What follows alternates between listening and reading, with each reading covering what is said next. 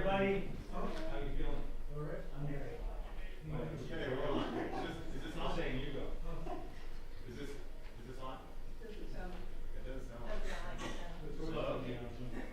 That might be going to Zoom. Right, Daniel? Is it on? You should be active, yes. Okay. So it's time to start the meeting. 1 o'clock. We'll pass.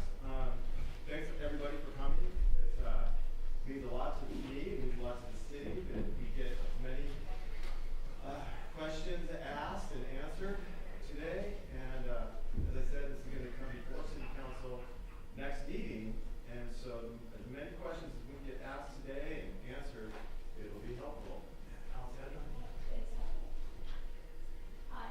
just wanted to thank everyone for coming. And the chief has a lot of prepared for us today, so I think we can just turn it over to him, and then we can go back and also have some discussion and questions. There's also printouts that the chief provided up here at the table if everyone wants to grab a copy of those. Those include crime statistics, copies of the block contract, and a few other questions that have been asked before.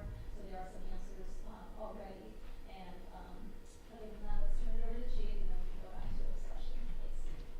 Thank you, Alessandra. Thank you, Bobby. Welcome.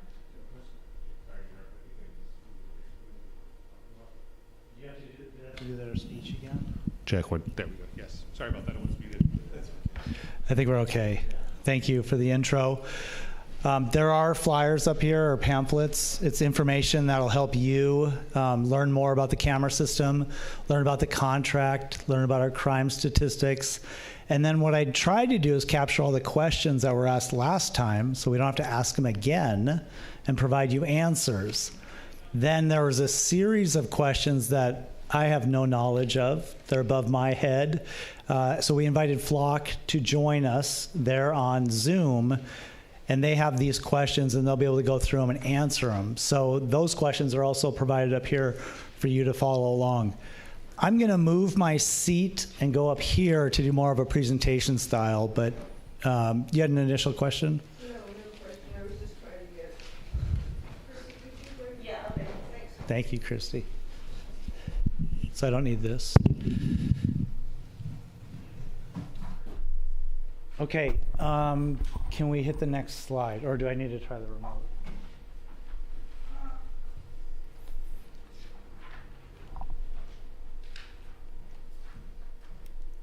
Thank you, Daniel. So again, this is a result of our June 10th meeting and then our October 8th meeting, where we gathered questions, we gathered input, and now we're going to proceed more with answering those questions and moving forward.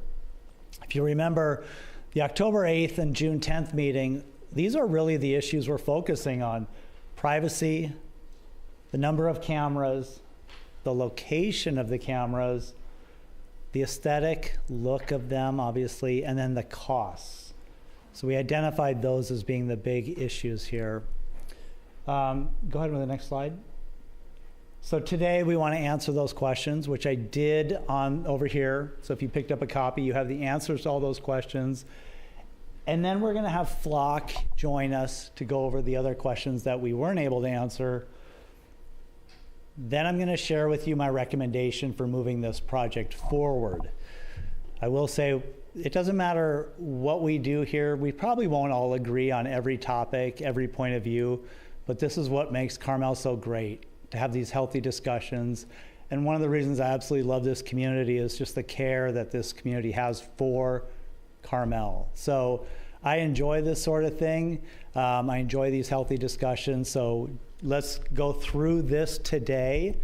And the next step of this is actually going to council, for council to make a recommendation. That's why this input is so important, because that goes in the staff report. You show up, voice your opinion as well, and then we allow the council to make that decision on the next steps. But I'm happy to give my recommendation on where I think we can take this program moving forward. There it is. That's our agenda for today. All right, what's next? I covered a couple of the questions here on the slide, so hit the next slide. How many cameras do we have? We have 30 cameras. We answered that last time. 24 positioned through the town, and then 6 wing cameras, which are mounted on our existing 6 perimeter cameras. So that's a total of 30 cameras. The cameras we have in use right now are in 6 locations. So of the 30 cameras, only 6 are running right now for us to use. The others are not running for us to get data from. Chief, is that 6 including the wing? 6 total. 6 total? 6 total. This is a terrible map, but it's the best I have. This is our village, and then I put dots and then highlighted them. It looked a lot better on the presentation before I put it up here. We can kill some light so you can see a little bit better. There, that's probably better. You can see the locations of the cameras. We have them throughout downtown and our residential area. So I just want to provide that to you as to where the cameras are. Please identify Nipro and Ocean. Yeah, do we have a laser? Is it on here? You can see the blue ocean. I don't know. So if you just go to the left a little bit, and the big giant hill, ocean avenue. It's where the accumulation cameras are. Right, and Nipro is, Right in the middle. Nipro and Not working. The top is Carpenter, Forest, and Ocean. Exactly, right down the middle is Ocean Avenue. It intersects with Junipero. Top camera is Nipro? No, That's it's it, Carpenter and Ocean. Okay, so.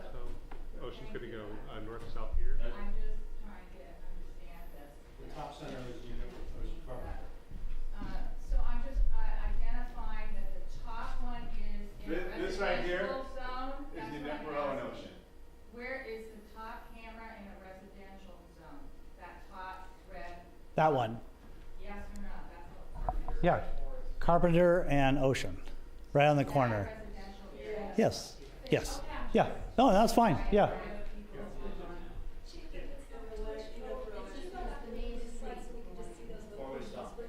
Sure. Can you go back one slide? Here are the locations of the cameras that we have access to and that we use.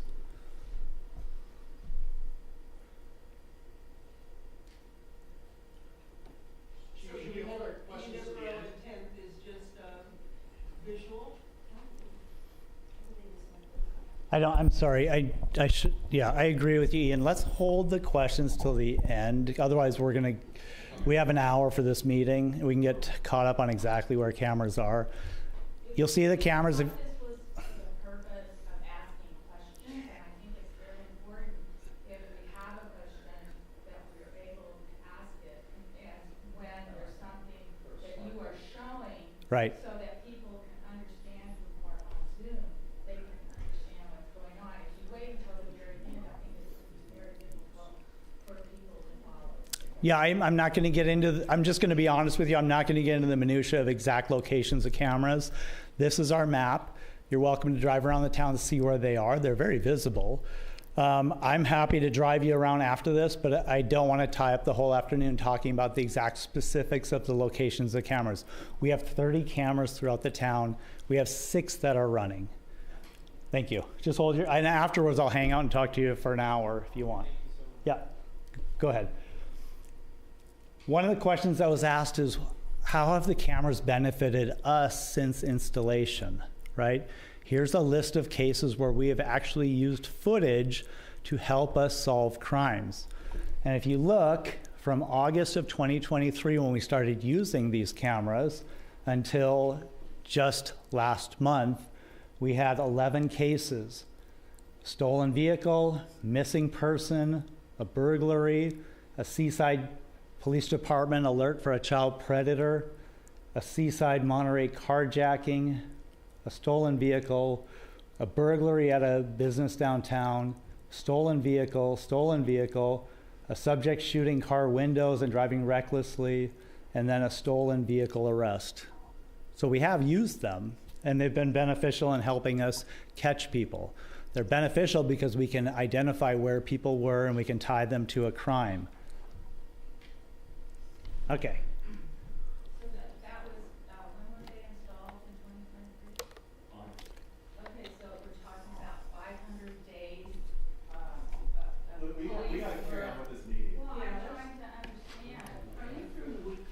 I have, the purpose of this meeting is That answers my question. Let's move on. I can answer that after, but you're right. Yeah, 12 incidents where we use them. 500 days, and we have 11 things that they helped you with. I'm just- Correct. Yeah, I understand correct. what you're saying. Yes.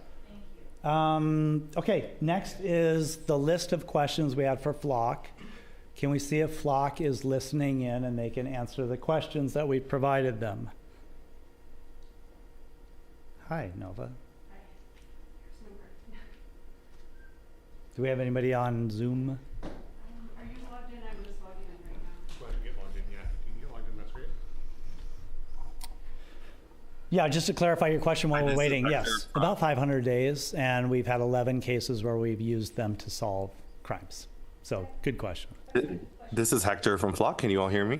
Oh, hi, Hector. Yes, this is Chief Tomasi. Welcome. Thanks for joining us today. No problem. Thank you for having us, and looking forward to answering any questions that you have listed for us. Yeah, Hector, we want to start off with the list of questions I sent you. Do you have those?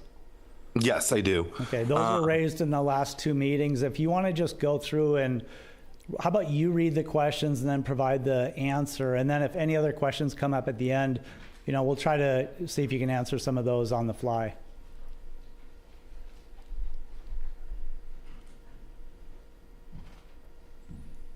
Does that work for you? That does. I'm sorry. I got transferred over as a panelist and didn't realize that then muted me. That certainly works. I'll start off with the first question that I have, which is how do we ensure Flock isn't sharing information or selling it? And that's a really important question. So Flock was founded when our CEO and his neighbors were victims of crime. And I bring that up first to say that we were founded in neighborhoods. And so from day one, privacy and also data ownership has been extremely important to what we do in our business model. The contract that we have with your city ensures that all of the data is owned by the village of Carmel-by-the-Sea. Flock cannot sell that data, as again listed in that contract, or share that data. Sharing of data is only done by the department through the system. An administrator, such as the chief, can share that data with other agencies in accordance with the local policies and laws. And so that is how sharing is done. And we ensure on our end that there is no sharing allowed, right, by contract or access to the data. It's also important for the community to know what kind of data we're even talking about, right? So taking a step back, because I think this is also helpful for people to know, these are images of the back of vehicles and the license plates associated with them, right? We don't have, and it's actually gonna make me skip to question number 3, which is the system tied to Carfax, DMV, information that's, specific to an individual? That's not in the system. So these are images of the back of vehicles and the license plates without names, etc. This is an investigative tool, again, talking about policy. This provides the department with the ability to start an investigation. I'll go back to answer question number 2, which is, do we have a contract assuring the community's privacy of information? That goes to the answer of the same question number 1. Which is, we don't own in our contract. It is very explicit that we don't own any of that data. We don't share that data. We don't have access to that data. We don't have access to Carfax, DMV, etc. And then something else that we've instituted is that there's a limited retention, right? So at that 30-day mark, all of these images are hard deleted from the system and no longer available for the police department to pull from. Question number 4, which was asked, is Flock privacy. Are we ensured that Flock isn't using our data? Again, our commitment to you via our contract is that your data is owned by your city. We do not monetize it. We do not access it. We don't use it for our benefit in any way. The only time that we use any data is anonymized data of a vehicle that has never been seen or a feature.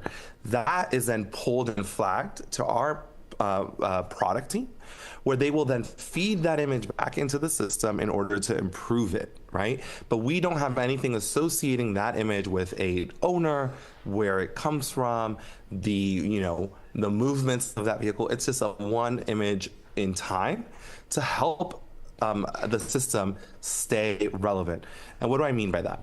If there's a new vehicle that's been seen, there's new vehicle types all the time. Let's give an example. Rivian's kind of taking off right now. There's a new Rivian vehicle never been seen by our system. It's important for it to be fed into the system that your law enforcement department can have that as part of their search capabilities, right? And to be able to identify that vehicle. So moving on to question number 5, is Flock recording and saving video or image? Flock's license plate readers are still images of the back of vehicles.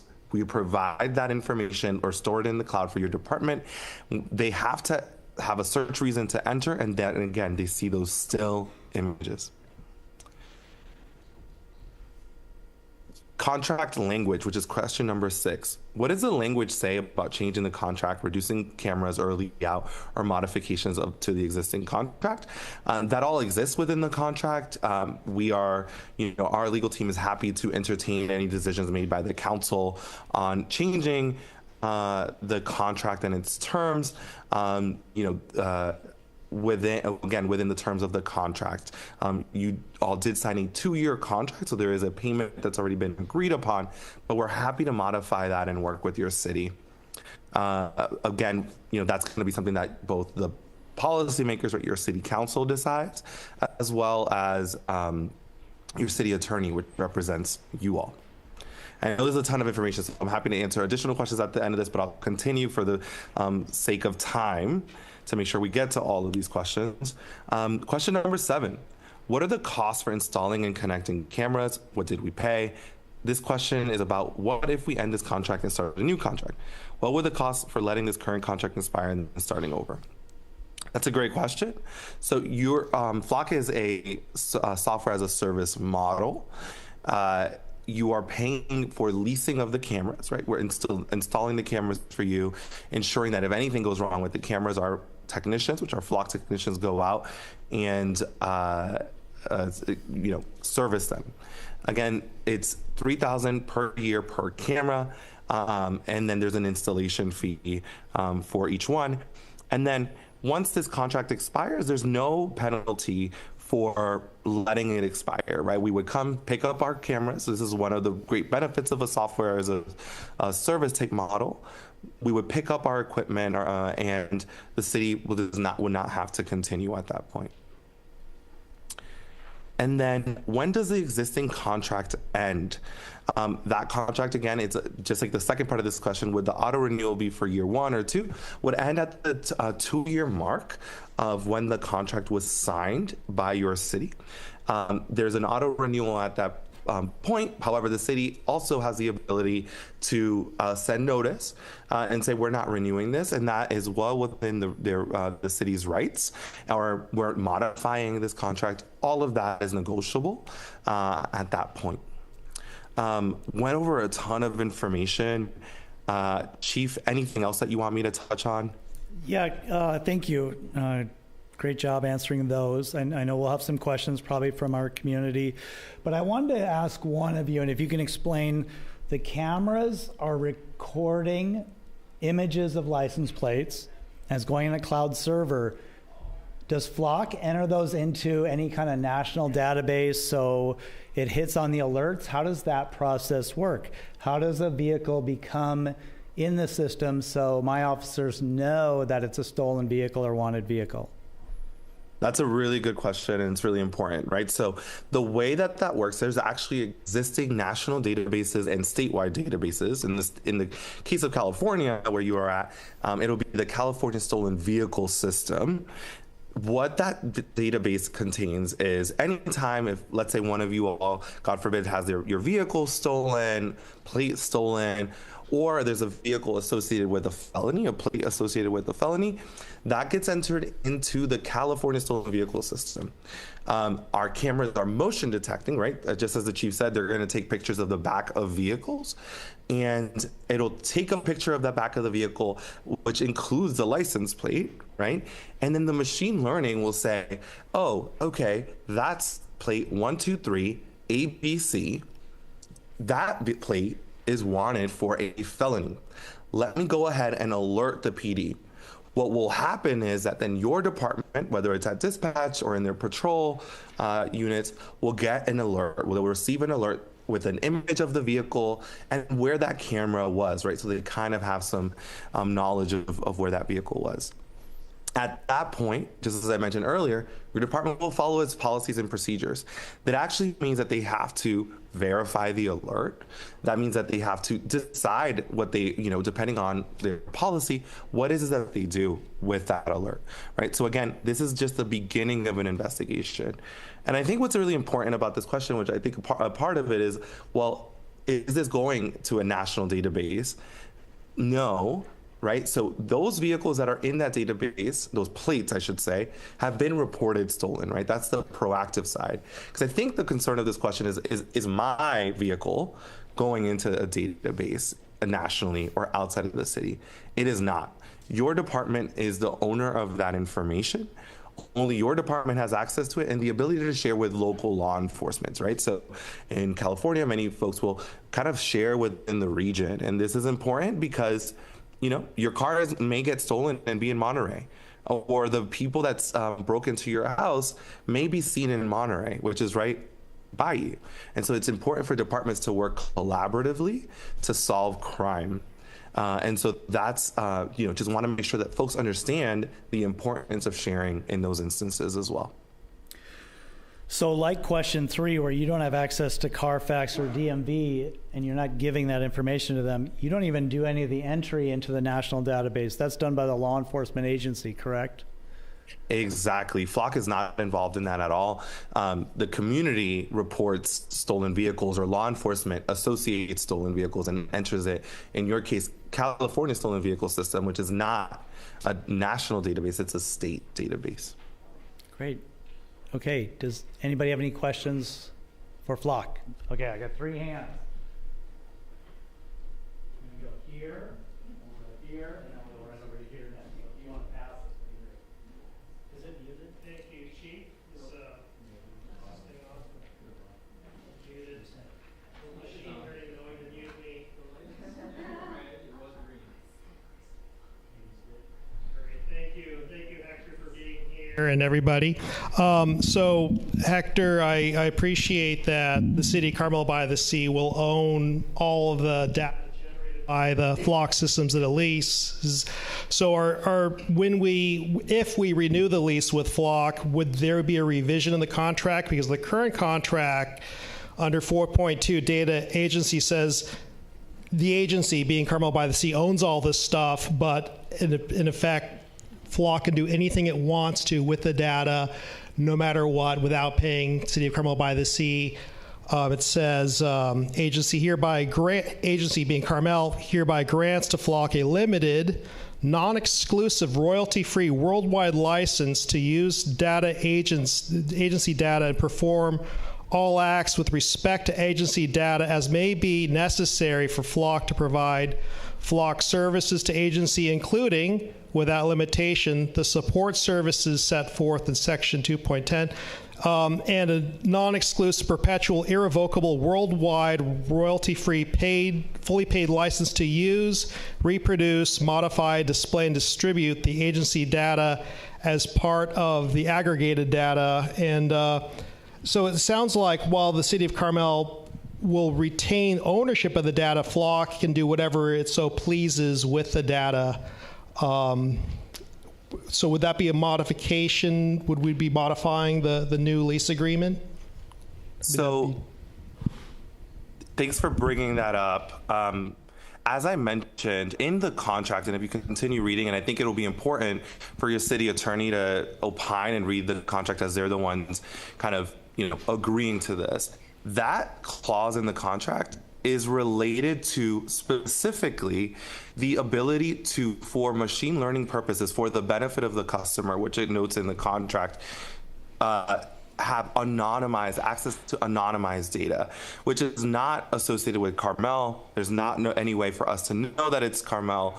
That is the specific call out in that contract. The contract very clearly also states that the data is owned by the city of Carmel-by-the-Sea, and only they can sell that. Also stipulates that we don't have access for any, monetary benefit, etc. So that's a really important clause, and I can understand how, reading it in that way, it could seem concerning, but we're happy to, again, revisit that with the city attorney, which at the time, again, saw that clause in the contract, but I can assure you that is the ownership, or how ownership is defined and sharing of the contract.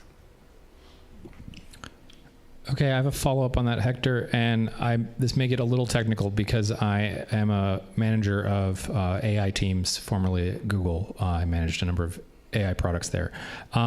In the machine learning, I have a quick question about the images. You said it takes pictures of cars, the details of the cars. So I can assume that, is it fair to, I'm going to ask this question, then I'm going to ask a follow-up.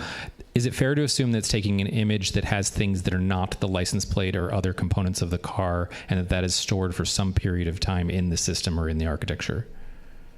Yeah, so the machine learning, to kind of the first part of your question, is trained to identify car features, right, or vehicle features, including the plate. So it is going to take a picture of the road once it identifies that there's a vehicle there. Right. There's no filters for people, facial recognition, right. etc. So that really image has things in it that are not specifically the features that you're pulling out with the machine learning. That image, though. It has the images have. It would by definition have a picture of the occupants of the vehicle. Not necessarily. Or so what? The vehicle, the camera is taking pictures of the back of the vehicle. It's focusing on the back of the vehicle. It could potentially have a person, looking out of the vehicle, stepping out. But the important thing here is that this is not associating with a person or filtering for a person. Right, that's the machine learning. I'm just asking about the image being taken and then that image before it's submitted to the machine learning. So it's taking an image. Is the machine learning running on device, on the camera, or in the cloud? It's running in the cloud. Okay, so you're submitting to the machine learning an image that has other things in it besides the features you're extracting with the machine learning, right? By definition. It's also, for example, by definition, it's taking images of the road. Right. So asphalt, trees, potentially. There's someone sitting on the back of the car, right? That person would be in that image. If they're in the public right of way and visible, yes, they would be taking an image of. But the important thing, which I think is the spirit of this question, is it identifying humans? It is not. So your department is able to search for vehicle features. So that's going to be, is it a red Honda? Right. It's not able to identify, is that John Smith? No, yeah, I understand that part. The next part of my question, so I just wanted to establish that it was taking that full image. It's not taking just an image of, say, the license plate in the moment. It's submitting the whole image. So this is my next question. What would keep you in the future from changing that machine learning algorithm to allow it to recognize any human or other features in that image? Is there anything blocking you with this technology, your architecture, the way the cameras are set up, et cetera, that would keep you from doing identification of individuals? Obviously, you'd have to build and implement the machine learning, but from a technological hardware point of view and the flow of your data through the cloud, there's nothing keeping you from applying that, right? There is. The contract with the city stipulates. So nothing technical, just contractual. I'm sorry? So the question was, is there anything technical stopping you from doing that? You're contractually limited from doing that, but not technically. So basically where I'm going with this is, in a couple of years from now, if you went out and bought technology to do face identification, would you be able to sell that to the city as a feature with your current technology? My understanding from what you told me about the architecture is the answer is yes to that. You don't have agreement for that, and it's not a product offering today, but there's nothing blocking you from a technology point of view. So I can say a couple of things. Our contract to the city states that that is not what we would be doing. Our contract with the city states that they can end their contract with us at any moment, which that could be, if let's say if that hypothetical were to be true at one point, the city could that day turn off those cameras and not have access to this footage, have them taken down, right? So that's really important to note, because I can understand, and as most folks can understand, is like that's a change that we're not agreeing to today, right? We're agreeing to using this for vehicle identification. So that would be an easy way to protect the city. And then I can also say, any new feature that we were to develop within Flock, which is not the one that you're mentioning, is actually one that we don't want to develop, has to be vetted through our ethical guidelines process. So even then, internally, there would be a discussion before that would have happened, which is important to the community in the sense of knowing that Flock has ethical standards in developing new tools and features, right? So I guess there's a couple of things there that are important for folks to know. And then the third part too that's important is that limited retention, right? These vehicles are hard deleted, or images, I should say, at that 30-day mark, which is another important feature, but hope that answers your question. And then follow up on the retention. So as someone who builds machine learning systems, de-identification is actually extremely sort of difficult and I'd say it's an unresolved mathematical problem, sort of, and there's levels of it. If you're using this data for training your machine learning, the Flock, I get that it's Flock's own machine learning algorithm. Have you adversarially tested that to try to see if anybody can brute force identifiable information out of your model? So when you train on data, you're saving features of that data to the model. So while you're deleting the training data that you're using in your model, you're actually saving into the model a number of features that in many instances can be taken back out of those models with the right methods. Yeah, so a couple of things that are important, and that is a really truly important question is, what is the data that is being used, right? So again, we're talking about vehicles. But second portion is, what do we take into account, or how do we protect privacy in general? We're a SOC 2 compliant organization. We're storing everything in AWS government cloud. So we've taken various steps to protect that data. Again, the important thing is that there's no DMV records, or something that is important, I should say, is that there's nothing associating with people, and then that hard deletion. And then I think there's a portion of your question that I'm happy to get a more technical person to answer, which is, what is that process for the specific building of the algorithm testing portion? I'm happy to get you kind of more detailed information into how we safeguard the data there. But those two other portions I think are important to note, right? Just the fact that we are a SOC 2 compliant company, our privacy. Great, thank you. We want to pass it over. Did you?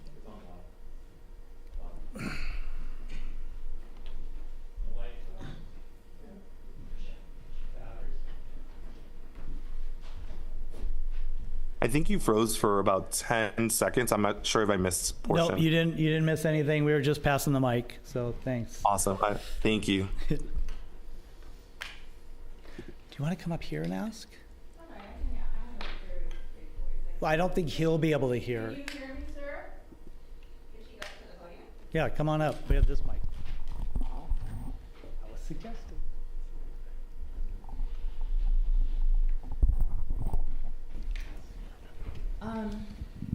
Where's? Go ahead. Thank you so much for your time. And I have a couple of questions in regards to privacy. Has anybody ever sued you for any constitutional problems with privacy? No. Okay, thank you. Do you know of any other companies that have had problems with that? Not that I'm aware of. I'm focused on Flock. Okay. Do you work with the CIA or the FBI?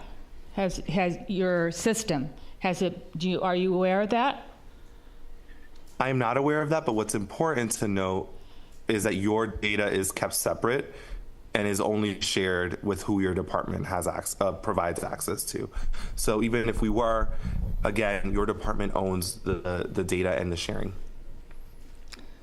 Okay, so the data you're claiming is kept by the community, but you have a third party involved, which is the police. Is that correct? So this data is owned by your city, and the police departments are the users, correct? Right. I'm not talking about ownership. I'm talking about sharing of people's information. You give information. The police chief is here, so I'm assuming it goes to the police department. I'm having a really hard time. I'm so sorry. I'm having a hard time. I don't know if it's because the paper. I'm so sorry. I'm sorry. Can you hear me now? Yeah. Thank you. Yeah. Yeah, you can turn them on. Okay. So did you? He answered the question, or Yeah. I'm not sure. He did. Flock does not have access to any other database. They store the information and it'll alert the police. We have access to FBI, national databases, local databases. We enter the information, which would then alert us on information we entered, or another agency entered that we have access to that data as well. Okay, so is anyone concerned about a police state? Thank you. That's my last question. Okay. So this is working now? Hello? Yes. Okay. I've got 5 questions, actually. So it was mentioned that Flock can help with a missing person and identify where missing persons have been. But could you explain this to the public? Because since you say you're only doing license plates, if a missing person wandered away from their home, assuming they just walked out the door, and then perhaps they might have a mental condition or something that where they're need to be found, how would that work? Yeah, so just like your department receives California Stolen Vehicle System alerts, they'll receive Amber alerts and Silver alerts. And what they receive on our system, right, is like say, and you may have seen this when you get an alert on your phone, right, when an Amber alert, it'll say, child is missing, this is the vehicle, this is what it looks like. So they'll receive an alert saying that vehicle that's associated with that Amber alert just passed by a camera in your town, or a Silver alert, right? Silver alert, it's a missing and endangered elderly individual who may have wandered off in their vehicle. So our cameras are helping with identifying vehicles associated with those type of with missing persons. But they have to be in a vehicle. They can't just be walking down the street. Okay. Next question. Since this is new technology and we all want to be on the same page here, could you explain what an AI camera does and how would it be different just from a regular camera? So license plate readers have been around since the 1970s, so not necessarily new technology there, right, that portion. Flock Safety's Falcon cameras, which you guys have machine learning, which is what allows your department to also search not just by the plate, but search by what the vehicle looks like. So let's say you report a crime associated with a red Honda. You don't have to have a plate. They can just go ahead and enter in a search reason associated with that case number that they have, and then put in the filters for red, Honda, and then they'll get a narrowed down scope of those vehicles, right? They're only going to get the red Hondas. That's when an investigation begins. Your chief is probably able to speak more to what they do from there, but that's what the cameras will do. Okay, third question, and this probably is more towards the chief. As we all know, California has a stolen vehicle system, so we as a city can still participate in that even if we're not part of Flock. Is that correct? Correct, yes. Anytime somebody reports their vehicle stolen, we take that information and enter it into the system. Okay, and many of the newer model cars now have features like Find My Car, that kind of thing, that will help the owner locate it even before having to come to the police and tell them about a stolen vehicle. Yeah, those systems have been available for a while. Okay. Question number 4. I have some concerns in the contract where it says Flock chooses the location. Specifically, this is item number 2.8.1, designated locations for installation of Flock hardware. Flock shall advise agency on the location and positioning of Flock hardware. And then I'm just skipping ahead a few sentences. Flock shall have final discretion on location of Flock hardware. That's very concerning, especially since we're a small community that's very focused on aesthetics and scenery. If we do keep a contract with Flock, I would like our city attorney to renegotiate that so that we have the final say. Yeah, and just want to make sure that that is clear what that means in the contract. Flock works with your department on a deployment of the cameras, right? What are the department goals? What are the hotspots, et cetera? Our cameras work off of solar panels and also, need access to electricity at least, and the cellular network. So we have to have that clause in there to say, if there's no cellular network or there's no ability to power the camera, we have to be able to tell the department no. That's definitely not something that we intend to do. We definitely work with the department really closely, but I hear your concern on, aesthetics. That is really important, but your department actually has the final say in reality because they're the ones asking for the placement. We're just saying there may be some areas where it just doesn't work. Okay, and last question is, how does the data transmit from the camera to the police station?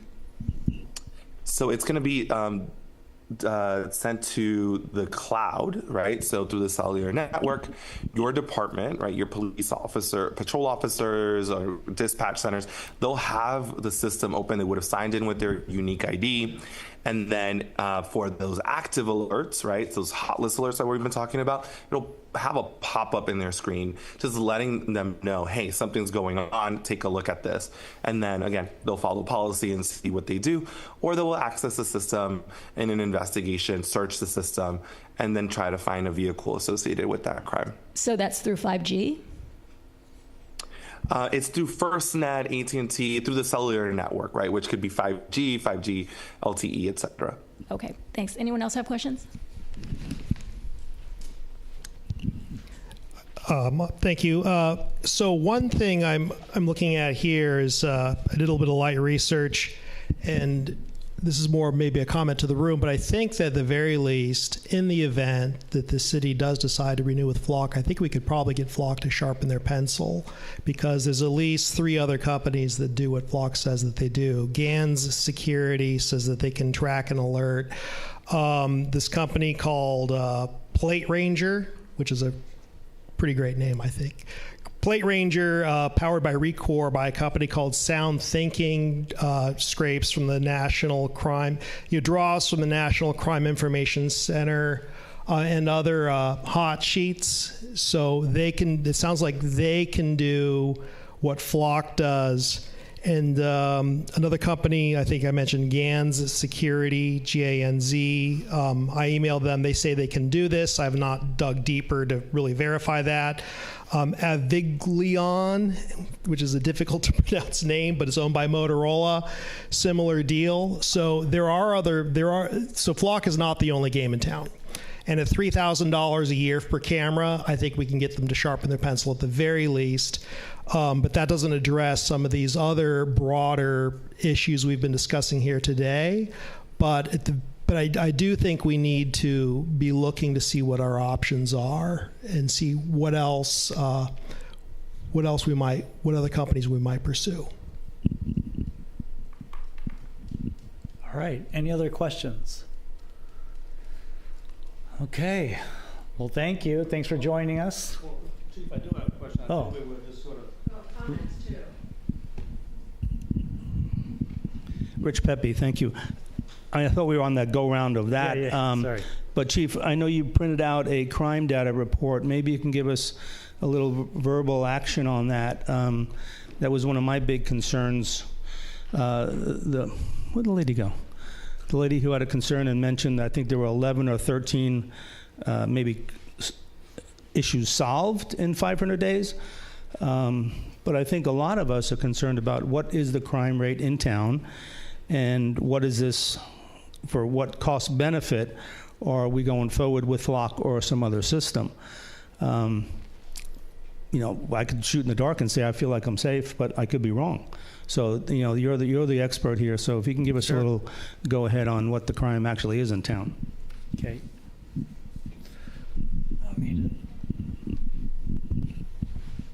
If you look at the sheet I handed out, or you picked up, it has 5 pages. It's our crime stats, yearly totals.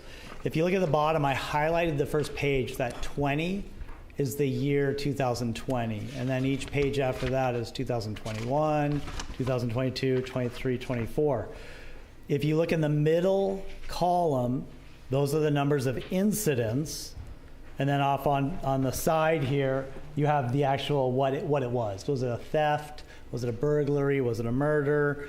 You know, what are the crimes we have here? I will tell you that Carmel-by-the-Sea is a safe community. You have a relatively safe community. I've worked in far worse communities than this. We are geographically located, which helps us remain safe. Over the years I've been here, we have a high solvability rate, but we're always looking to improve. I mean, what are the tools that we can use to improve on your safety?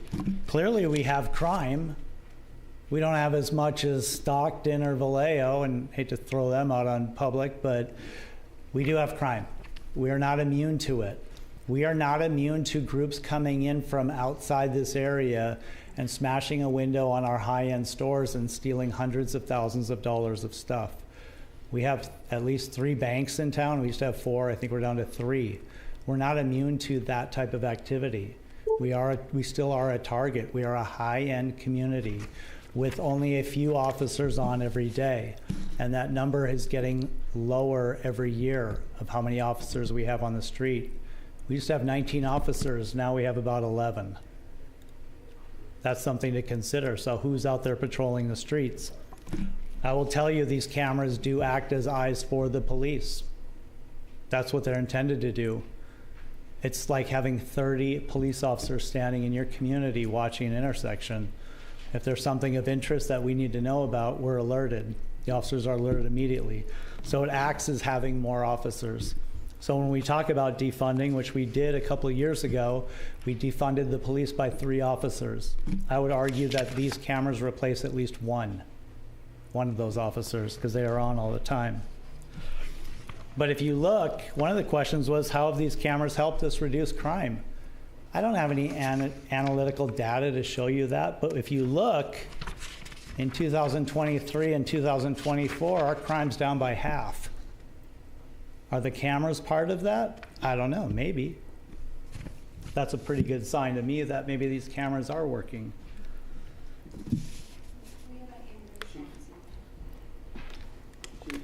Yeah, we have another, you have another question, Rich? Follow up? By Flock's own admission on their website, I want to talk to you about deterrent, that it says that the LPRs on their website are not a deterrent unless it's posted that you're being surveilled. And my research has said in many other municipalities, and AI even, says the same exact thing. So a lot of us are concerned about the privacy and the aesthetics of the cameras. And gosh, I really appreciate what you're doing, you know, to have crime down by 50%. Isn't that wonderful? And if it's because of the cameras, that would be sensational. But I don't know that we can prove that, and maybe the Flock gentleman can speak to that. So again, just for everybody here and on Zoom, by Flock's own admission, if it's not posted, criminals don't know they're being surveilled, unless maybe the smart ones can see the cameras and they'll go commit a crime somewhere else. But I'm not trying to be a naysayer. I'm really not, because I really love a safe community. But maybe the Flock person can speak to the deterrent. Thank you. So it's a question. Let me just answer that question real quick. Thank you. We have a transparency portal on our website, which lets everyone know that we have the cameras and how we use them. We're not hiding the cameras. I think we can do better on the aesthetic and the way it affects our community and looks. But criminals who are professional criminals, and that's who we're looking for, right? I'm not looking for the person who shoplifts a sandwich from Bruno's. I'm looking for the people who are coming into our community to victimize our community in large ways. Since I've been here, we've had multiple incidents of major crime happening here, whether it be a residential burglary or whether it be a downtown business being smashed and stuff stolen in seconds. That's what we're after. And I will tell you, professional criminals do know if you have flock cameras or any other surveillance cameras. In 2017, when we had this exact same discussion and we put up the perimeter cameras, we wanted the community to know they were there. That's why they're in large white boxes. When you drive in, you kind of see them. Criminals see them too. So we've helped prevent crime. We've helped solve crime with those cameras. I will tell you that sometimes people roll in and they might not even realize we have those cameras, and we catch them. But a lot of people do know we have them, and we're not shying away from the community knowing we have them. Okay. Carolyn, and then I don't know who else is next, but you go. Thank you, Paul. I think I was talking with Joe DiNucci after the last meeting that we had, and he and I were on the same page. We're concerned not only, but we're concerned with how many cameras and where they're going to be located. And I don't know if Flock has oversold what we actually would need in town and what the chief's recommendation would be. It could be some number less than what they originally proposed. As I understand it, we're already in a contract that's about to end. Was that a 2-year contract? And are they proposing another 2-year contract with a possible extension 2 years after? I would recommend to the council they consider a renewal of 1 year and maybe not 2. And if this, because of all the work that's already gone into this, I don't think I'd take a step back, because that basically is kicking this all down the road again, which this council's famous for. And within that year of contract, you could also look at alternatives that Ian's suggesting, and you could always make a switch at a later time. But these cameras are already in place. And when I was on council with Bobby, we approved those 6 perimeter cameras, and I don't know exactly what year they were put in. 2017. Okay, so there is some history between 2017 and 2023 of some cameras being effective for us. And those are on the perimeter and somewhat in the residential, because that's where the inroads and outroads go from Carmel. They go through residential. So I think we need to keep in mind that in spite of what Flock says about cameras, I still think of the cameras as being a preventative measure, because if we were, let's say, broadcast that we are the only city on the peninsula that's not part of the Flock system, that's like a red flag for people to be welcoming to come in here and loot our businesses and our residences. So I think I'm anxious, and I think there's things in the contract that could be worded to protect the city. I haven't read the whole contract, but I have been involved in negotiating contracts for the city before. So I think there's some work that could probably be done there. So I do think we ought to be giving these tools to the police department to help them keep us safe, especially when we're down in officers. So that's about all I have to say right now. Hugo had a question. Hugo, Just to follow up, just to keep you on the phone. So crime is down 50% in the last year with only 6 operating. And the 6 on the perimeter, are they not working, Chief? We have 30 cameras up. Right, but only 6 are operating. After this meeting, the public knows we only have 6 Right, working. I like your way of thinking, Carolyn.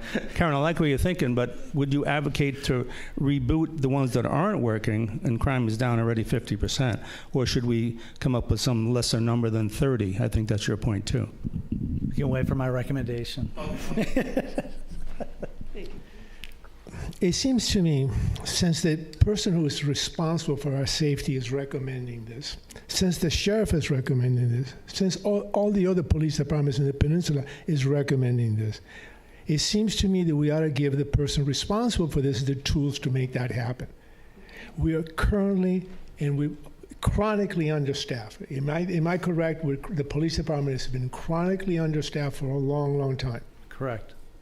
So I just, since it takes a picture of the rear of the car, it is deleted after 30 days.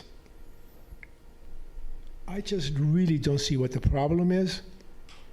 And thank you for the tip about Bruno sandwiches. I'll go pick one. We got it. I would like to see the evidence. What sheriff is recommending this? Who? Is that true? I haven't heard that comment, but if you have, Hugo. No, what I'm saying, I spoke with third party. Ex-sheriff Bernal does not recommend it. Yeah, Sheriff, I'll clear. I got a message today from Jack. I hope I can say this in public, but Sheriff Bernal said that he does not feel that Carmel needs these. That's what Jack Galante said, that Sheriff Bernal said. I don't know why but I don't know what Sheriff Nieto says. Correct. But I would imagine that the other police chiefs in the other towns probably didn't go against the flock camera system, because I think Pacific Grove has them, Monterey has them, Hollister, Seaside, Marine, I could go on, and I don't know if those police chiefs said, no, we should not have these. No, they're in favor of them. Okay. Okay. No. Over here. Wait, I lost my. Oh, I did have a question. Okay. So Hector, thanks a lot for coming today. I appreciate it. And my question was, can the cameras be reconfigured at some point to start taking front shots of cars? Right now, they're all focused on taking rear shots of cars, correct? Yeah, so the machine learning is trained on the back of vehicles because, as you can imagine, right, the back of vehicles look really different. The lights are different. Every state requires a back plate. So that's why we look at back of vehicles. They could, in theory, be reconfigured that way, but it's not necessarily helpful. And also the way that we install the cameras are to take images of cars as they pass, not as they get towards. Okay, I understood. So my question really is, would you ever, like if you were to reconfigure those cameras so that they were taking the front of a car, would you have to let us know? Yeah, so that would be a substantial change, right? And so we would let you guys know of those changes, your police department, and then they would have the right, and so would the city, to end their contract with us if that's what you desire. Okay, thank you, Hector. Thank you. Yeah, we're going to go here and then Zoom. Thanks, Ian. I think the chief's going to do a presentation on his recommendations at the end. Correct. Okay.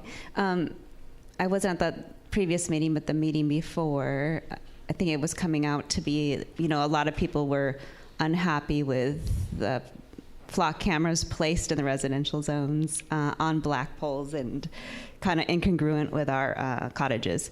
So I'd like to know, at the end, I'll wait to hear what you have to say, but I would like to say that I liked what you last recommended, which was keep them at the entrances. I feel safe with them there. They seem to be working.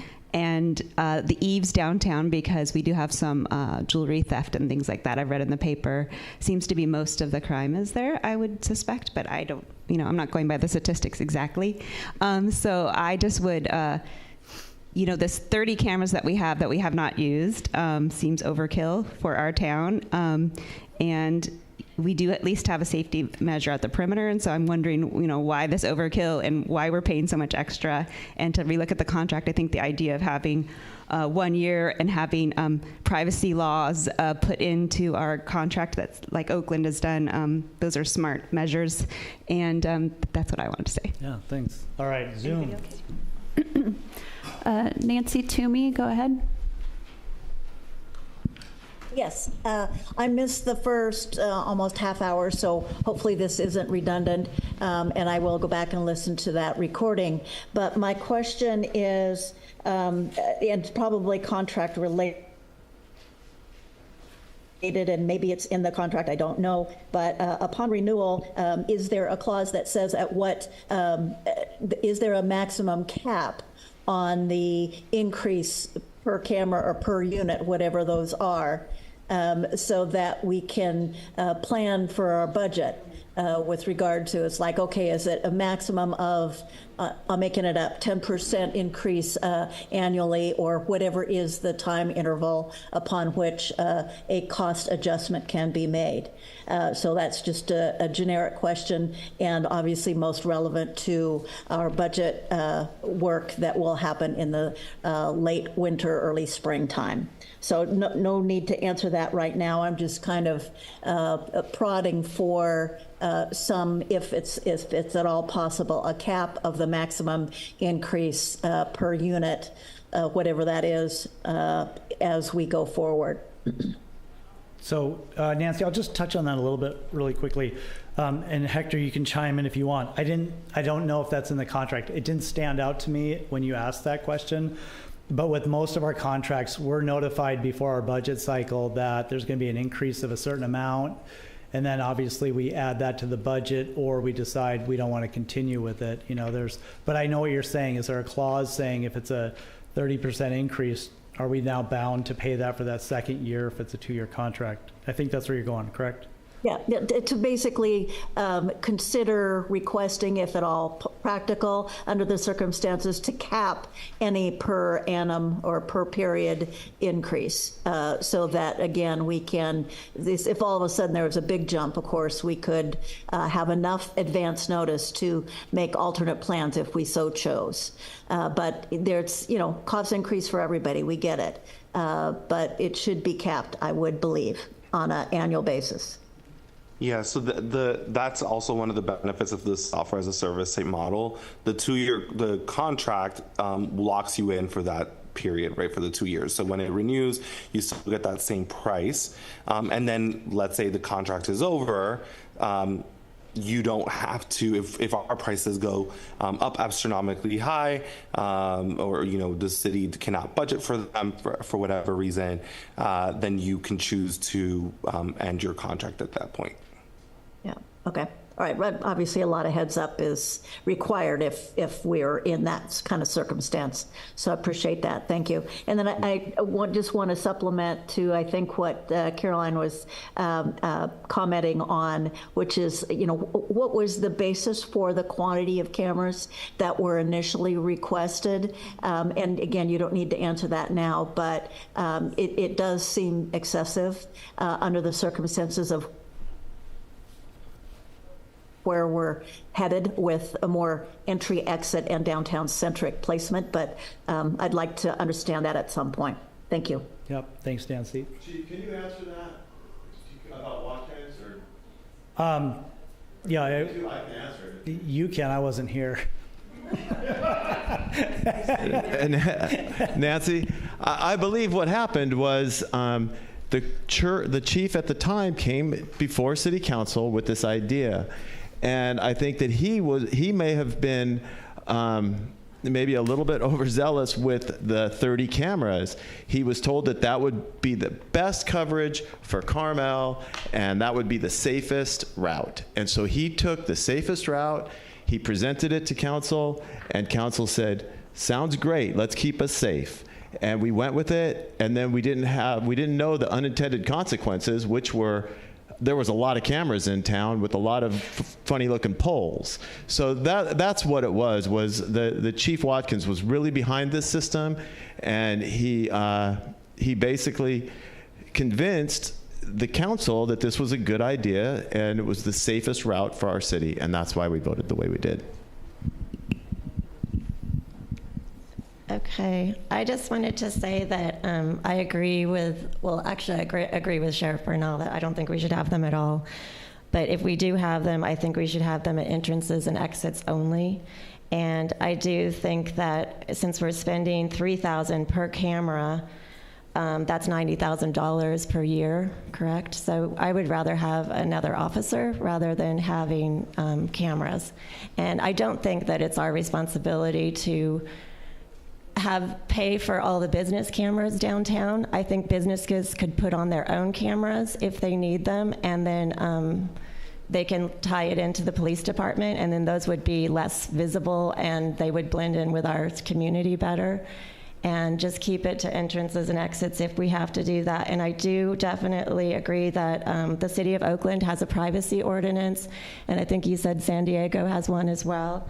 And if we are having something like this with flock camera, we do need to have some sort of privacy ordinance and to control electronic surveillance, such as cameras and even drones in the future, because if we use drones, we need stringent oversight, and officers should not be able to log on and track an individual without a warrant or probable cause. Detailed records must be kept. There have been instances where, police have misused the technology, and they've stalked people. They've stalked even their ex-lovers and things, and that's documented.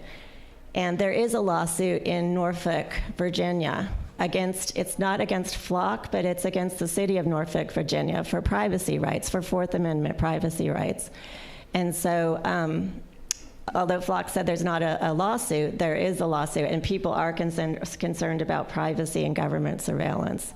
And because you're building like a dragnet surveillance system, and there are issues with that, and people aren't comfortable with that. There's legal scholars and privacy advocates express significant concerns regarding the potential long-term consequences of allowing the widespread use of ground-based surveillance systems like flock cameras without stringent legal oversight. Their apprehensions are rooted in several key areas: the erosion of privacy, the pervasive use of surveillance technology like flock cameras, which tracks and stores movements of vehicles and databases to law enforcement without warrant. There's no warrant involved. Represents a profound shift in the balance between the individual privacy and public safety. The capability of these systems to create detailed records of individuals' movements over extended periods of time without meaningful restrictions on access raises alarms about the erosion of societal expectations that people's movements and associations are private.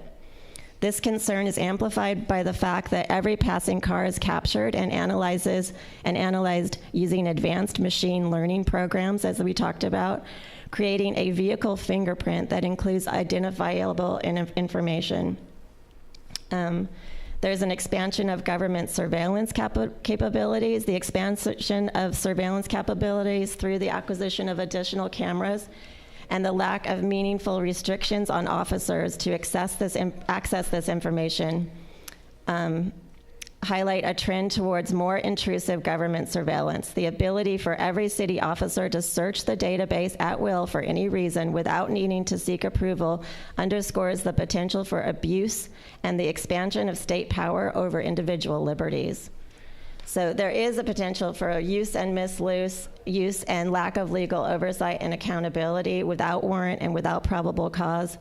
The Fourth Amendment is supposed to protect against unreasonable searches and seizures, the lack of legal oversight and accountability for the use of such technology poses a threat to the rule of law and the rights of individuals to be secure in their persons and their privacy.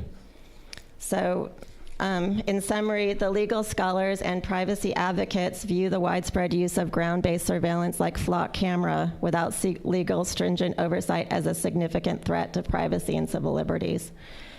So I do agree with that, and I think that if we do have these cameras, it needs to go to the planning department for an approval process. This was on as a consent agenda item, and it didn't go to the public originally, so we need to know where the proposed locations will be, and that should go to planning. And sorry, I know I'm going on and on, but I wanted to get my points in. I think you did, Christy, and thank you. I read that entire document, so I'm glad you didn't read it. It's like 10 pages long. So no, I know there's a whole lot. Yeah, there's a whole lawsuit about it. So I mean, I'm just saying that it is a real issue. I want to touch on that a little bit because I'll be honest with you. My entire career has been based on trust and accountability. If you ask any of my officers, that's what I'm all about.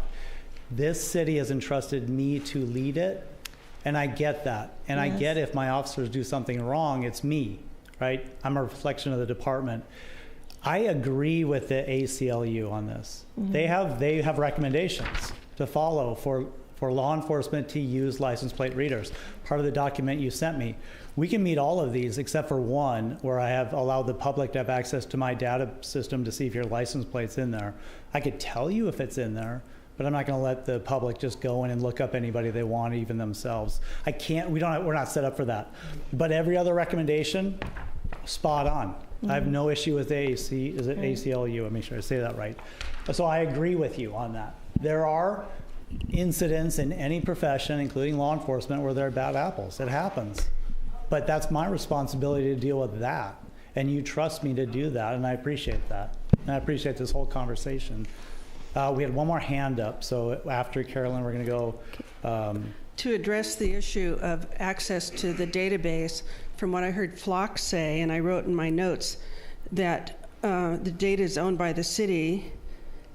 Flock cannot sell or share, and only the police department can access it when something has been triggered or flagged. Correct. And only then can you share it with other departments. Am I correct? Correct. Degree 4.2, the contract we currently have, is that, because I appreciate what you're saying, I appreciate what Hector said, but not having a hard time reconciling what Hector just said versus what's in our current agreement with Flock at 4.2.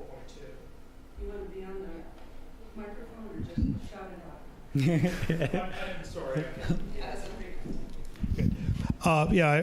I'm having trouble reconciling what Hector said versus what's in 4.2 of our current agreement. So perhaps we're going to modify the agreement. Hector referenced having our city attorney review it, and he should, and give us like a plain English interpretation of that before we move forward with Flock or any other company. I just wanted to touch upon a few things just to clarify things for the public. When we keep hearing that we're understaffed at the police department, that's because in 2022, the council decided to follow this reduced policing model where they cut 3 officers, but they gave the remaining ones huge pay increases. So as a result, what has happened is we are constantly short officers, and we're constantly asking them to work lots of overtime, and that's ending up costing the city a lot of money, and it's also burning out our officers, and it's not fair to them to be put on such long shifts and overtime and all the rest of that. So that contract comes up in 2025, so you might want to talk to the council people and tell them we do want more officers, and there's no way that technology ever can replace boots on the ground. Another item I just wanted to touch on is that we have a bit of a sense of false security because criminals already have a way to outsmart these systems. They can come in without a license plate, they can black out their license plate. There's even some kind of a paint that you can put on the back of your license plate so that it won't come up in the reader. And they can also come in with a recently stolen car that's not in the system yet and then ditch that car as soon as they've committed the crime. So it's not a perfect solution. And once again, I want to touch on the reason we're here now is that this item was on the consent agenda in April of 2023, and the public did not have a chance to have a workshop or a discussion, and these concerns were not brought up. So this is why we're here now. This is why we've had these public meetings, and it's very important. And if there are changes that need to be made with the contract, assuming if we do decide to keep with Flock, we have to include this input and have our city attorney do it, and we might have to discuss with Flock. I don't know if we can do this in time because it's March 30th or 31st that it expires. We need to give them 30 days written notice if we're going to renew, and if these changes need to be made, we need to be able to put in these changes to strengthen it to protect all of us and to protect our city. Pat. Yeah, just to finish up on that last comment, Chief, I promise. First of all, Chief, thanks for putting this together and everybody who came today. I think it's a wonderful civil conversation. I think we should go forward, not look back to Chief Watkins and how it all started. Let's fix it. Let's go forward.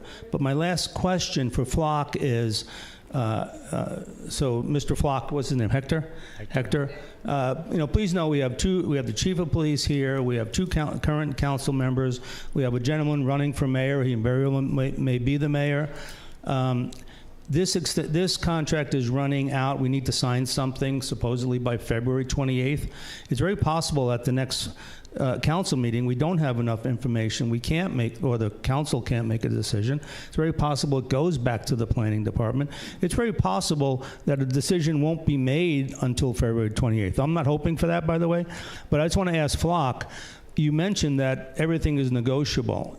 Have you ever had where we need a 3-month extension or a 6-month extension? It's very possible this municipality may not come to a conclusion by then. And Chief, that's the end of it for me. Yeah, and I just want to make sure I heard the question correctly. So your question is around, being that there's a public process that we should undergo, or that the city would like to undergo, how can Flock honor maybe an extension, et cetera? Yes. Yeah, so that definitely is something that is possible, especially if you all are working out policies, kind of what your deployment looks like. I am not on the sales team or customer team, but I will provide that feedback, as that's something that may be occurring. I know your customer success manager is actually listening in, so she'll probably give those notes back to her team. But our goal is truly to be a good partner to you all, and so we'll definitely work with the chief to make sure he has what he needs. All right. Can we go to Zoom? Or? How about we go to Zoom, because we had somebody waiting, and then how about you hear my recommendations then, because I have a 3 o'clock meeting, so. Professor Beach, go ahead. Can you hear me? Yes. Hello? Okay, just so you know, the microphone has been terrible all meeting, so I don't know how good your recording's going to be. I don't know if you want one to swap out. Anyway, I have read the full contract. I have read all the sort of pros and cons. I think what we're missing here is, instead of, basing this on our feelings and we don't have any facts, we don't have any studies about how the crime has been affected. We know there was a pandemic in which crime spiked and then now it's fallen off. We really don't have any data on which to make a decision. I started this personally thinking, oh, the perimeter sounds fine. Now I feel like I don't have any information on which to make a decision. I don't understand how the cost-benefit analysis pans out. I don't understand what the marketplace is for comparison shopping of different products. Flock came to our door. It sounds like the chief just explained to us. We inherited this. We inherited an overzealous sales pitch from a prior chief, and we have not done our due diligence for comparison shopping. And another thing that has not been mentioned today, although people have brought up the United States Constitution, we need a full legal analysis, certainly of the contract, which I've read and is very flawed, but also about the illegal searches and seizures that has been brought up. And I'm serious about that, because it is unlawful to have information and pursue folks who don't have a probable cause. And what the lawsuits are finding is that when you retain data and that is on an innocent person, which is the bulk of this data, so for every 1 million photos that are taken, it's a teeny weeny, several that lead to the causing of the solving of a crime. There's a reason for that, because most people driving around are not criminals. And so what we're doing is at least courts have found, or are possibly finding, that there's an illegal searches component to this. If we don't have our city attorney do a full legal analysis of this, I don't know how we make a decision that keeps our own city safe in terms of lawsuits. So that's another aspect to this. And I know that there's plenty of policies all over the country that if we have to go with a camera system, and it has to be, whether it's Flock or not, there are retention policies that try to address this constitutional matter, like, for example, 3-second hold times. You run the data and the image literally disappears within 3 seconds, not 30 days. So there's just a lot of more research here. And I started this process poking in on the Flock meetings thinking, oh, I think I know how I stand on this. And I will tell you that I now know we do not have the answers in order to make a good decision on this. So please, can we get much more information, be more scientific about it, get the data on crime, get the data on the law, get the data for the comparison shopping of the other firms. I do not take assurances from the sales team, or not the sales team, but the consultant from the corporation, that that's how data is managed just by on their word. I'm sorry, that is not proof.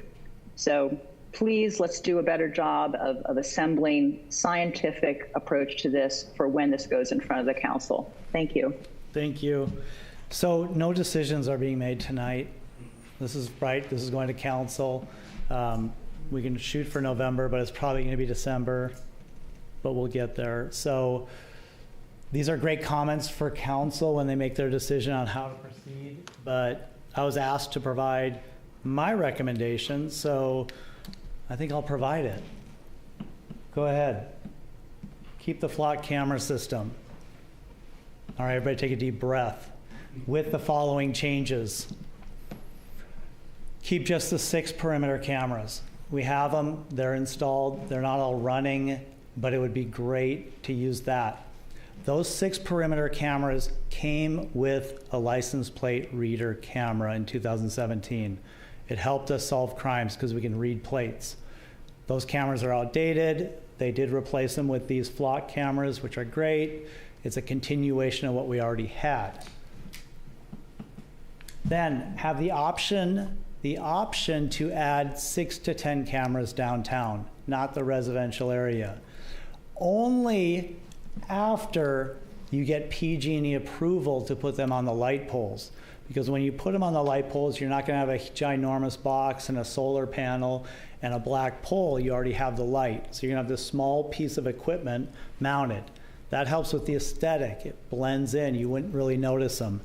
The reason I added that with the option after PG&E is because with the 2017 cameras, it took us almost 2 years to get PG&E approval to put them on on the telephone poles.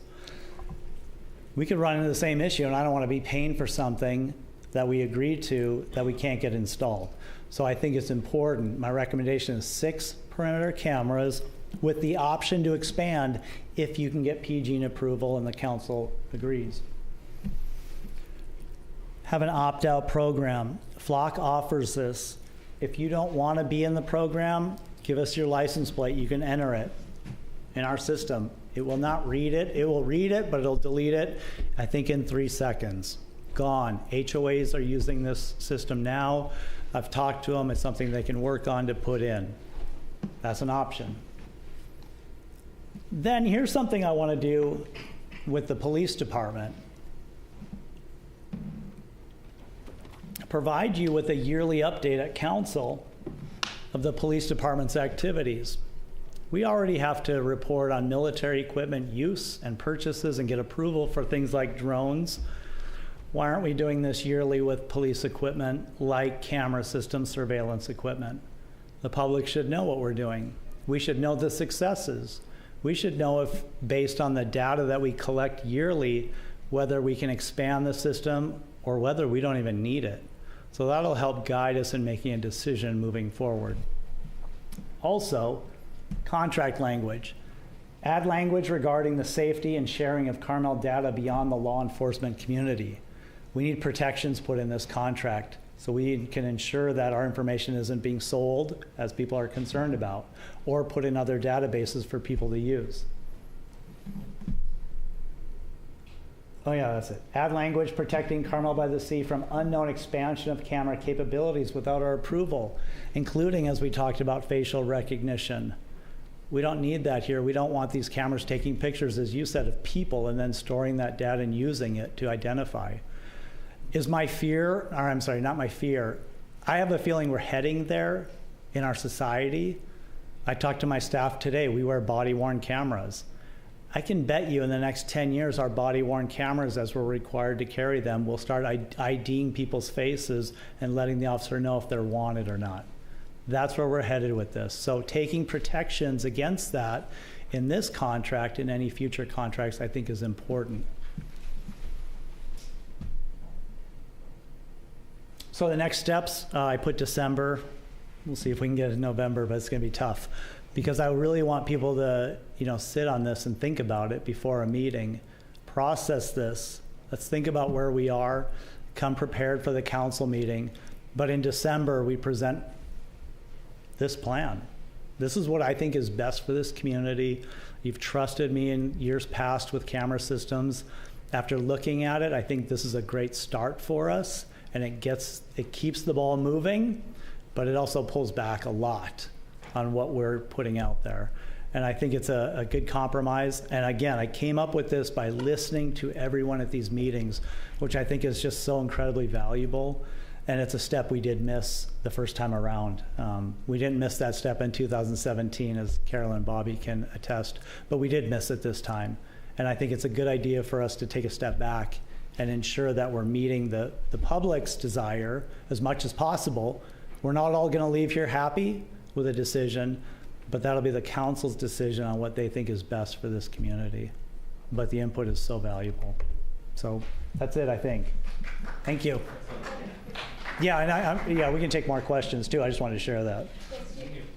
So the 6 to 10 that are going to be downtown, we already have 6 that are in use. Are those going to continue? Is that going to be a different? Let's start again. Thank you, Chief, for your report. So my question is, the 6 to 10 downtown, are those going to be the same 6 that you gave us at the beginning of this meeting, or is it going to be a different group? A different group. It'd be identifying locations where they're most valuable, where they will help us deter or prevent or solve the most crime, some of our avenues. But it's going to be a delicate balance of where to put them, right? We want to put them on light poles. They have to be in a certain spot so they can actually see license plates without parked cars and move, all that other stuff, foot traffic. So I've looked around downtown, pretty much on almost all of our corners, down 6th and up 7th, have light poles. They're PG&E light poles. You could conceivably, if Flock says, yeah, that's a good angle, that's a good height, put them in those spots. Again, it's not on a black pole. It's not a huge box with a big solar panel strapped to anything. It would really help with that aesthetic, which I really value here as well. And when you do take this to council, will there be a map with each location that you recommend? No, I'd like to come back to council once. First, that's a good question. I could easily show those 6 to 10 locations which we could identify, or we leave that open because I first need to get PG&E approval to put them on light poles. That can take a while. That could take a year. So we need to continue, assuming we're keeping the Flock contract, continue working with them to be, so they are aware that we're going to be changing the way that they are currently the hooked up and all the rest of that, and the way they would need to take their equipment away. And then I believe there's a $500 charge if they take it away, or is that something we can negotiate with them? Yeah, it's a $500 charge per camera if we terminate or change prior to the end of the contract. But we also have to notify them 30 days before the end of the contract that we want to make these changes. Right. So we can make these changes. We could have a discussion about letting the contract to run out and then starting a new contract with what we want. And then that changes the language, the locations, and all of that. Right. Okay, that's a good option. Thank you. And when I go to council, I'm going to provide a list of options too. I kind of envision this as a buffet, really. You could have no cameras. You could have this recommendation. You could have 100 cameras. It's really up to, council's decision. What do you want on there? So I want to provide options, my recommendation, and I'm trying to incorporate really what I've heard in these meetings. Okay, thank you. Chief, and to the community, I do have to drop to another meeting, so I just wanted to answer any last questions that were for me, or through the chief, I'm happy to answer any via writing. I apologize that I have another meeting to go to. Yeah, thank you, Hector. I don't think we have any others. Okay. Andy, we can't end this meeting without a question or comment from you. What did you say? We need a question or comment from you. We can't end this meeting. I want to say that I really appreciated all the homework that people did on this. It was very enlightening. I see both sides of this. There's people who are concerned about the security of the town, and there's people who are concerned about the security of their identification. And all that needs to be respected. I think the legalities are the most important thing that we need to find out, as Victoria said. And I do want to remind everybody that we had a rape at 7 o'clock in the morning several years ago on Scenic. And if it wasn't for the Flock cameras, that person would have not been apprehended Is that not right? It weren't flock cameras. It was our original perimeter cameras, which weren't flock. Oh, okay. Well, there were cameras. But the cameras help. I appreciated that. So, and I also agree with Christy that I think the cameras on the periphery is where we need them. I agree with her that I feel that if you have a business, it's your job to protect your business. And as residents, we have rings, we have alarms, we have all kinds of things. So anyway, thank you. And I want to support you. Yeah, I appreciate everybody too. So I took a couple of notes on what I think their architecture is in terms of how the system works. And Hector did say something interesting, which we might have missed. The technology to do this has been available since the 70s. It doesn't require having everything in the cloud. It doesn't require advanced machine learning. So there, in the evaluation of alternatives, if you choose to do that, there's ways to do this on the device where, in the hardware, on the camera, where the image doesn't get saved, only the features like the license plate or the car make and model, color, et cetera, get uploaded. And so if there is a concern the council has with privacy and that technologically is possible. It doesn't have to be saving basically a video and audio feed to the cloud that they can use in various ways that you got to make sure your contract's good, just in terms of that. The other thing I would say is they didn't really, from my point of view at least, they didn't really answer the question about like how they're using the data to improve their own product. So as you consider alternatives, I would just encourage you to continue to ask questions about that sort of like how they're using the city's data for their own commercial interests.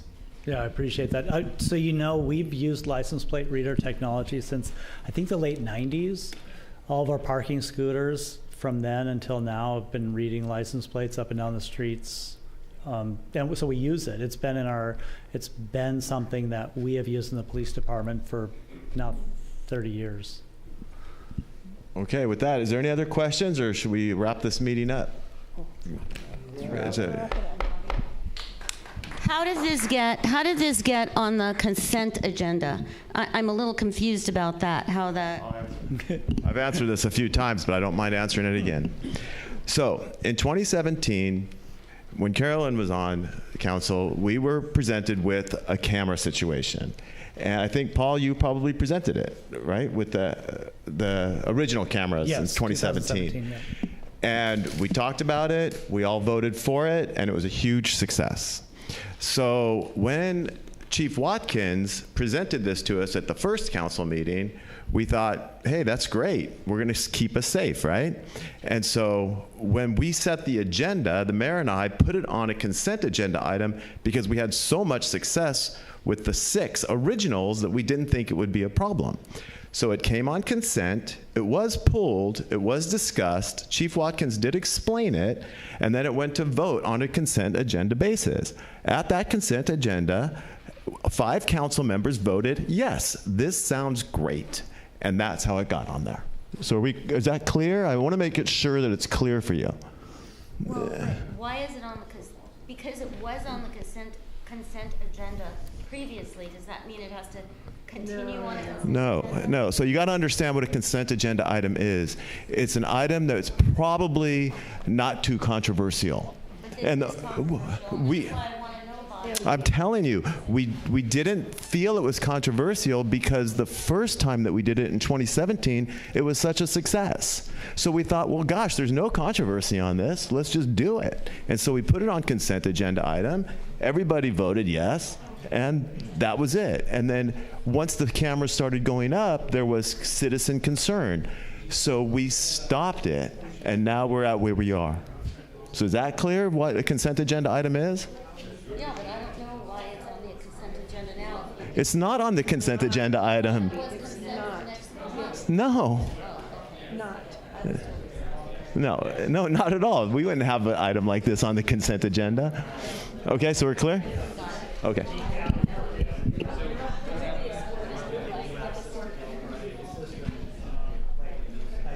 Oh, thank you so much.